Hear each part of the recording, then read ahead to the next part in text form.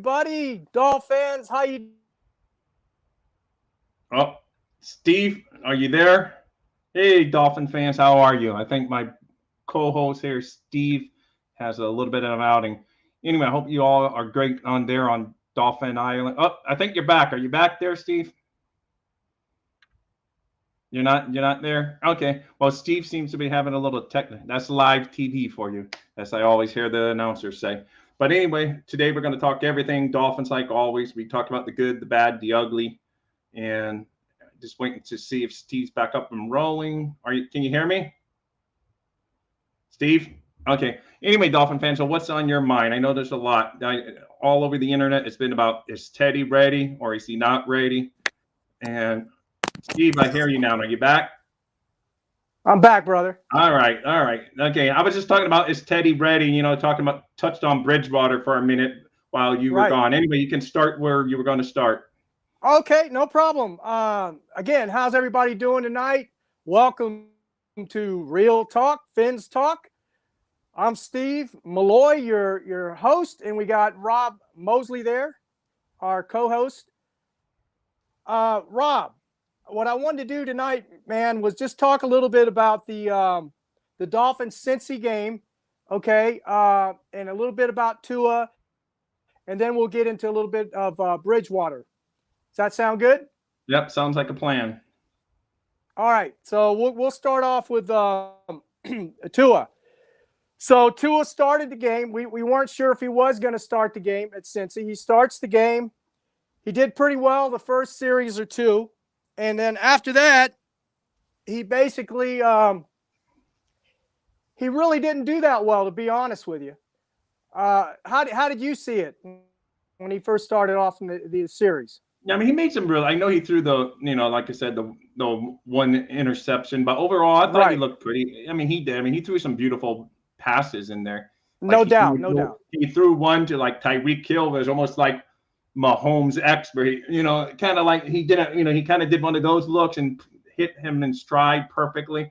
And it's like any game, you're going to have your ebbs and flows. Unfortunately, like you say, he got hurt soon after. And couldn't finish out the game, but I think considering everything that was coming off a hard fought, not that Cincinnati hadn't played earlier in the week too, but we are coming off a hard fought division rival in the dead of the heat. So considering, I thought the Dolphins were hanging in there pretty well until, Tua got hurt. Yep. Yeah. And I got to agree with you to a certain point there. I agree. He started off good. He made some really good throws, and then he threw a couple bad ones. And then of course, he got hurt. And one of the reasons I think that, Tua, I think sometimes is his worst enemy. And this is something that's he's been carrying over from college. The thing is, he doesn't throw that ball. He holds on to that ball too quick at times. And that's exactly what happened on that play, because he had 5 seconds to throw that ball. Oh, no, he had plenty of time. Anyway, yeah. Anyway, we lost. Look, we're 3-1. We're still, we're still number one in division. We got a whole lot of football to go this year, right? So yes. Now we've got Teddy, and I call him Teddy Bridge over troubled water. Now, when Teddy came in, he was 6-7 in that first series. He looked sharp. He looked pretty good. He didn't look like the statue, as I said last week on the show. Okay, yes. He looked pretty good. How was your take? How do you feel about what he looked like? Yeah, I thought overall he looked, very well, considering that you're thrown in there. Like I said, you're already coming off a short week, so the backup really has less time to prepare, because from all the little things, the little walkthroughs they did, Tua was leading all the walkthroughs other than Monday, I think, when he sat out. But all the other days he was leading the walkthrough, so it's meaning they were probably doing a lot more game plans with Tua in mind. But with that said, yeah, Teddy came in there because of the one interception. I know it looked ugly, and everyone on the Joe Rosso was saying it's like the ugliest pass they've ever seen. But to me, it was like more miscommunication than anything on that ball. Like Gesicki wasn't looking for it. I don't know if he expected Gesicki to sit and just catch it or turn out the other way. Who knows? There's so many reads that they do in the NFL that the casual fan's not going to know unless we're in the team meetings. So obviously that was a horrible pass. And up until that point, though, I really thought as bad as the Dolphins played, we're hanging in there with the defending AFC champions. And I really thought if we score on that drive, if we continue to move, because right before that, Bridgewater did a nice run to pick up a first down. Then he comes back with that interception. Yeah, he did.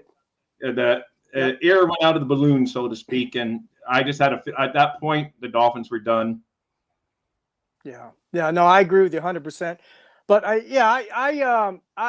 the take I have on Teddy is, like I said, he looked sharp when he, even though he didn't have a lot of the first team reps and everything, he looked a lot more prepared than he was, of course, from that previous week in the Buffalo game. Yes. And look, Teddy can be a starting quarterback with a few teams in this league. Okay. And right now, I would say he's probably at least the top 5 backup in this league right now. For sure. Yeah, for sure. Yeah, I mean, yeah, definitely. And the good thing about this offense with Mike McDaniel going into the next game playing the Jets is this is a quarterback-friendly offense. It's very quarterback-friendly. And I think that Mike McDaniel, he will definitely have Teddy prepared. He's going to cater to what Teddy feels comfortable with as far as in the offense. Now, it's not going to be Tua, right? Hey, look, we were talking about this during the offseason. Some of us were saying, hey, maybe Teddy Bridgewater ought to be the starter, right? A lot of folks were saying that. There were some people saying that for sure. Yeah. And now we're upset because Tua is not playing and Teddy Bridgewater is starting.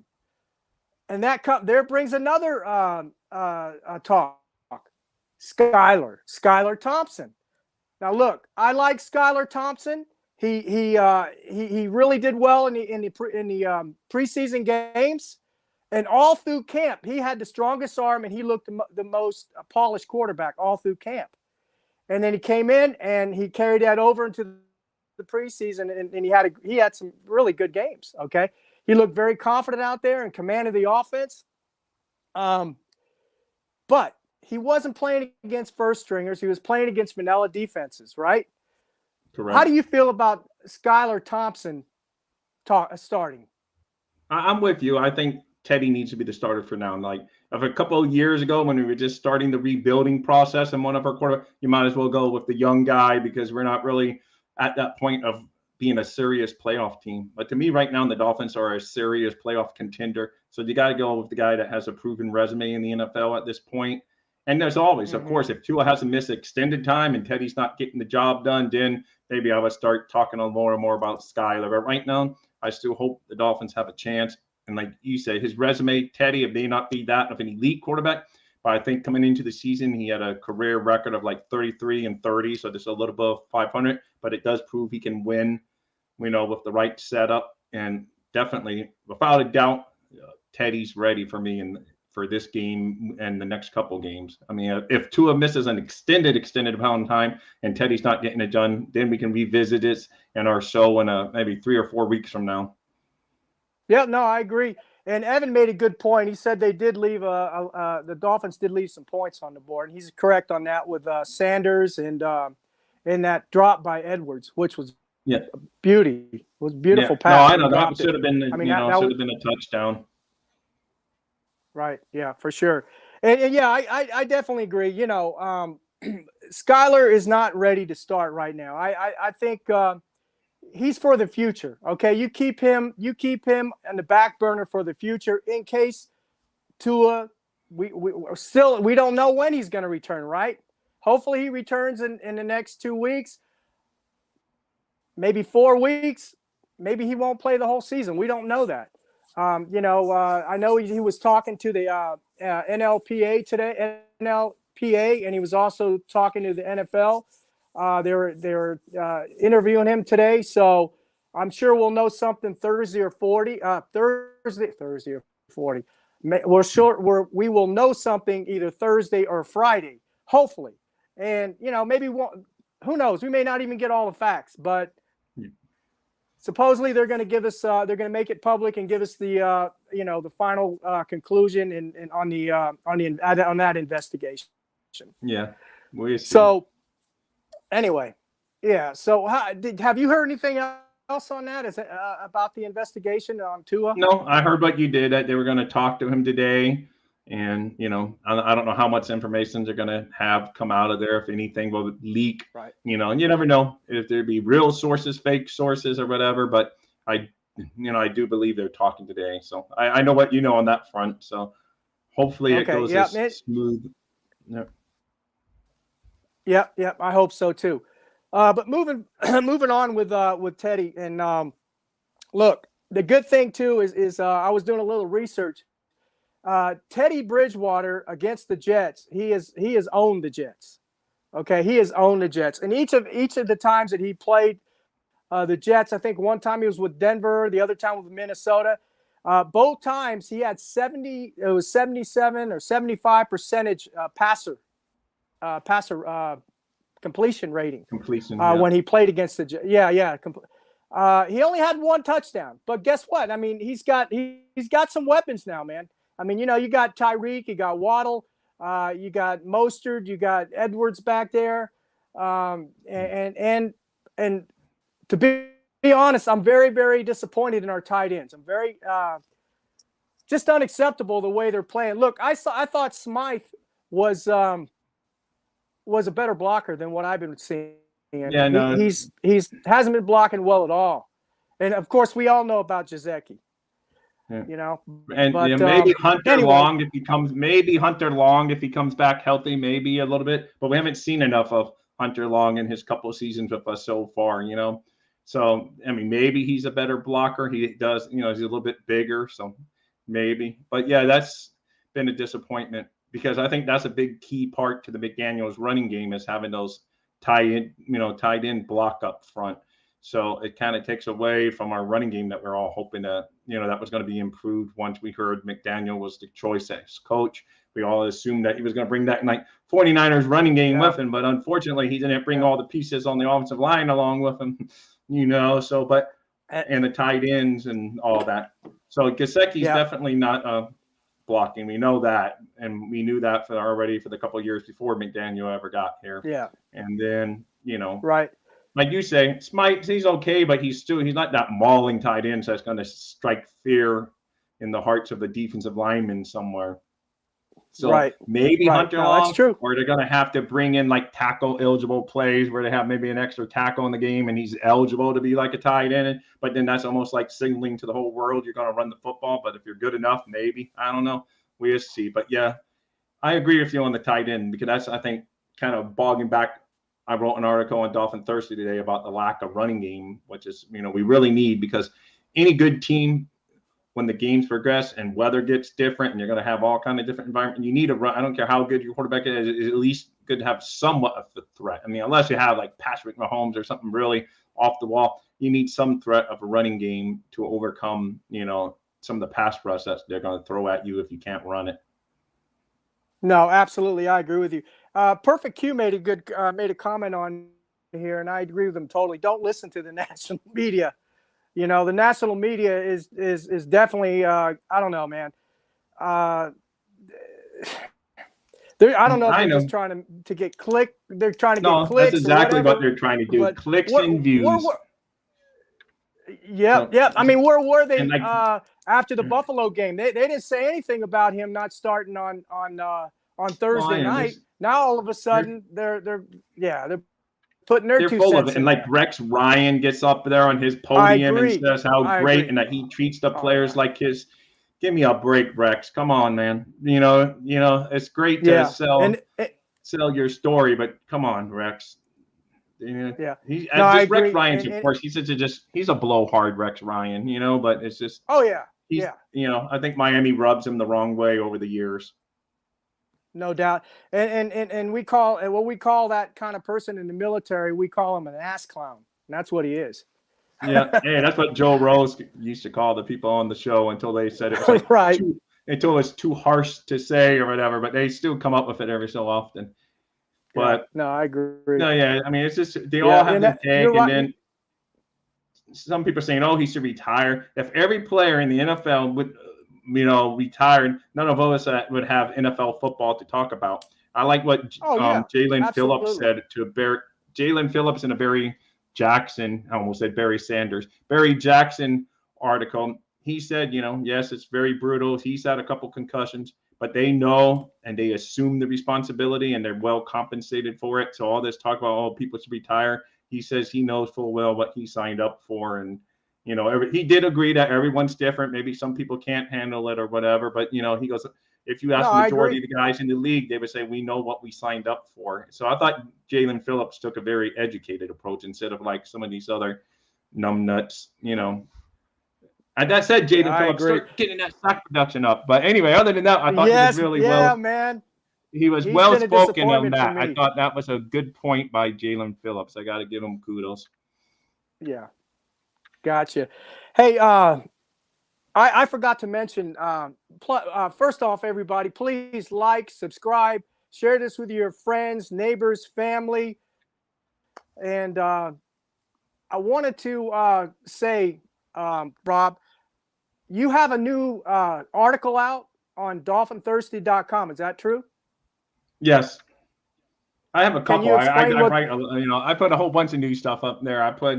I talked about Teddy being ready. Then I also talked about, the lack of running game and different things, and about needing a Xavier Howard back and Byron Jones to be healthy, all as important factors. Because a lot of things, like we don't have the pass rush, but a lot of that's because we can't play the style defense because we don't have the corners out there. Because obviously Xavier Howard's played in most of the games up until the Cincinnati game where he went out early, but you could tell it was not the Xavier Howard that we've all come known to love. He's been playing softer, and I think that's a lot to do with the hamstring issue, unfortunately. And teams are picking on him more than they used to pick on him. So it's like, for sure, it's tough. But with Byron Jones back and everyone, I think it'd be. But there's like no word, because we were all fed like, he might be ready by week 1, and now here we are, and we don't even know if he's ready for this week. So it's crazy. Right. Well, good thing we have Darth Vader, right? I mean, Darth Cater, Cater County. Yeah, no, he's done way above. He's number 10 ranked. He's done great. Better than our number 1 pick of a couple of years ago in 2020. For sure. He's playing. He's outperformed him for sure. No doubt at all. But also, I know you mentioned the running game, and I'll tell you what, we're going to go right into the running game, and then also the offensive line. Now, going forward, I don't know if with the personnel they have on the offensive line right now, honestly, Rob, I don't know if they're going to get it. They're going to have the running game that they projected they were going to have. I really don't think they are. Although I know Coach McDaniels is going to continue to use that, continue with that running game just to keep, defenses honest and everything. I understand that. But Mostert, he had a very nice run there. I thought he was going to be gone when he first broke through. I thought he was gone for a second, because if he ever gets in the clear, he's going to be gone. We haven't had a running back like that for a long time, at least. Because Gaskins, a few, the past couple of seasons, he would have a big hole, but he would just go maybe 12 yards.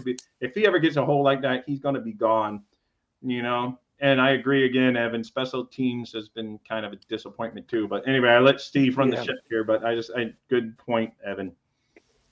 No, if you want to comment on that, go right ahead, Rob.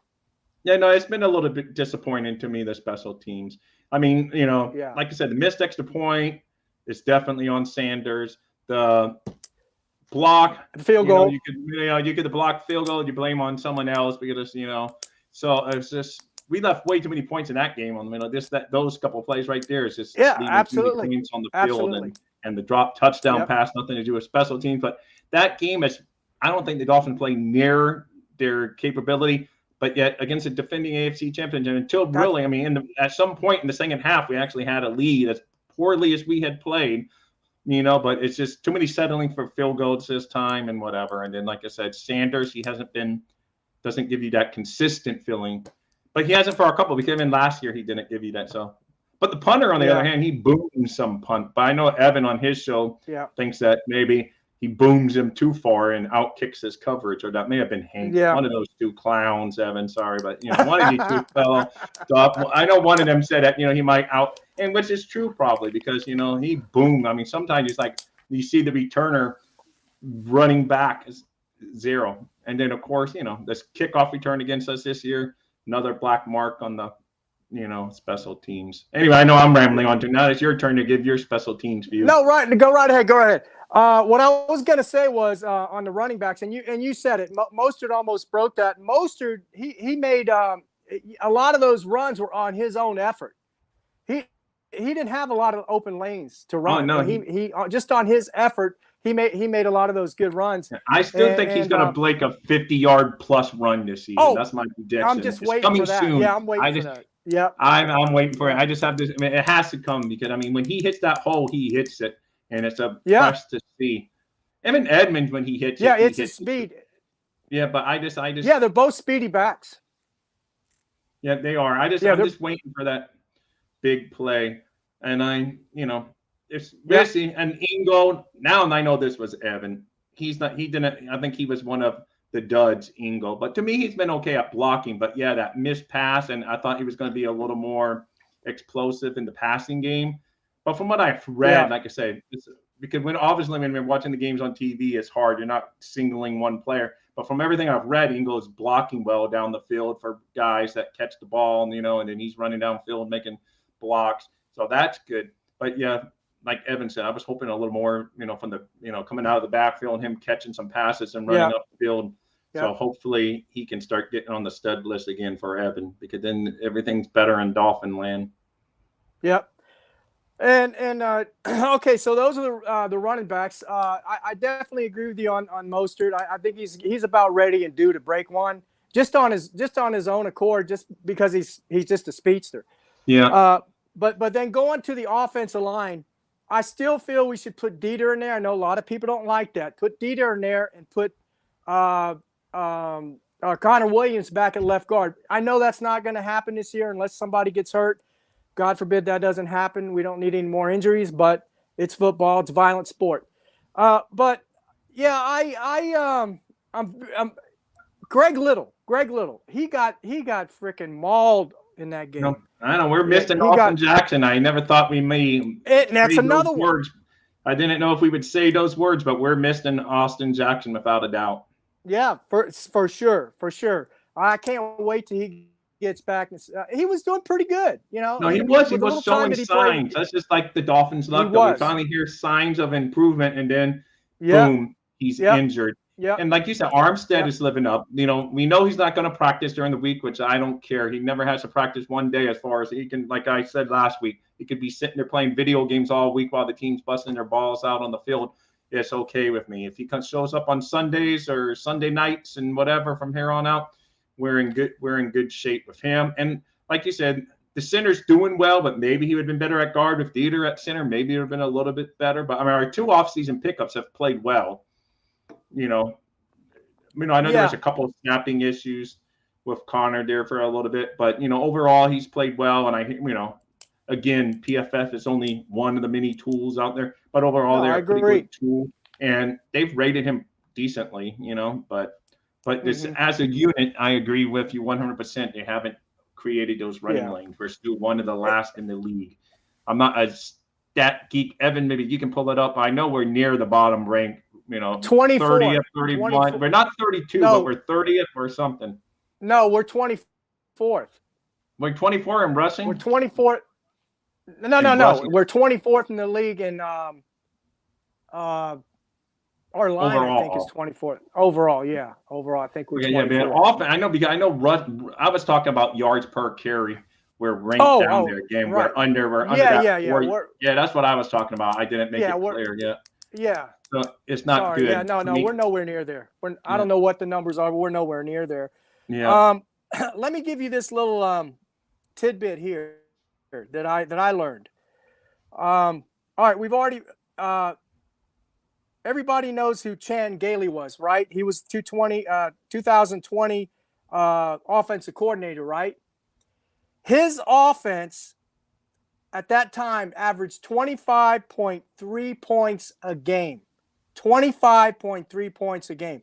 I think this year on some of the talk shows, Finch Talk Network, we were talking like 26, 27. That's what Miami would be averaging. You know what we're averaging right now? Nope. 18 points a game. And that's with the 18 one points a high game. scoring game thrown in there. So, And that's yeah. yeah, exactly. That's just pathetic. No, So it is. we got to do a better job of like I said, I don't think we have seen this team playing together as a whole yet, their best yet. Yeah. I really Because don't. this offense still gives you the feeling it's better than some of those past ones because we actually have, 20 plus yards on a play a lot. It used to be like you would go games before we see a 40-yard pass in a game. Now it's like on a weekly basis we're hitting the big play. But yeah, I guess we need a little more consistency scoring after because the other night, beautiful pass, 65 yards, 64 yards, whatever it was. Tyreek Hill down in the red zone, settle for a field goal. And that just kills because it's such a beautiful play. You get down there and then you have to settle for 3 instead of the extra 4 points by getting a touchdown. It just hurts. Yeah, you got to put those points up there. Okay, we're about ready to close the show here in a little bit. A little bit of trivia here. Since Dan Marino has retired, okay, which was 1999, do you know how many quarterbacks the Dolphins have had starting for them? And now this includes Teddy Bridgewater as being right. He's going to be 24th quarterback. I won't spit out the answer because I know the answer, but yes. Oh, you said it. You spit. I don't have to worry about spitting it out. All right. Yes, he's the 24th. Yeah. And it's a long list of names that have come and gone. It's crazy. I'm going to go ahead and read some of these names out, and I think you might have a list there. You want to go ahead and read the last 12, okay? All right. And this is going to bring back some memories for some folks. And there's some of these quarterbacks I didn't even remember. But I'm going to go real quick here. We got Jay Fiedler, Damian Heward, Ray Lucas, Brian Greasy, A.J. Feely, Sage Rosenfels, Gus Farrat, Dante Culpepper, Joey Harrington, the famous Cleo Lemon, Trent Green, and John Beck. Yeah, and I'll close it out. Then we got 2 Chads in a row. Chad Pennington, Chad Henne, Tyler Thigpen, Matt Moore, Ryan Tannehill, Jay Cutler, Brock Osweiler, Ryan Fitzpatrick, Josh Rowan, of course, our man Tua, then your Jacoby Brissett, and now Teddy set to start. So, like I've been saying all week, because that rhymes, Teddy is ready, guys, and it's going to be a fins-up week. Even though the Jets have me a little bit worried, I admit. Yeah, I think Teddy's going to. I think he's going to have a good game against the Jets. I think we're going to win that game. Hey, don't sleep on the Jets though. It's an interconference game, so it's going to be a dog out fight. I think. Yeah. I think Miami's going to win this game, 23-13. Well, that's close. How about you, Rob? You have a prediction? I'm thinking a 21-17 victory because we're going to fill them out. I think our defense will not give up that, meaning we're going to do enough offensively to, eke out the win. But it's going to be tough. I mean, if you look at the record of the 2 franchises against each other, it's like so close. I mean, it's basically 50-50 when they meet up head-to-head. And records have been thrown out the window. Like some years the Jets are a better team, some years the Dolphins are, but it doesn't matter. It's just like, it's just crazy. So that's why I'm not as confident going into this week as if it was like against another team I thought we had the better roster than, just because of how the Jets play out. And the Jets are a surprising 2-2. Yes, they beat a weak Pittsburgh team and maybe got lucky against Cleveland, but they're still 2-2 and they haven't won a home game yet, I don't think. Both of those games were on the road, so I'm a little worried. But anyway, fins up. The Dolphins are doing well. It's been great to be on here and looking forward to the next guys. Network. Like, subscribe, share this with your friends, your neighbors, your family. We'll see you next week. Dolphins #1. Fins up, everyone, and check out Dolphins Thirsty. Check out Dolphins Thirsty. It's my passion. Thank you. And this network's great, and I'm going to watch the next show. Bye.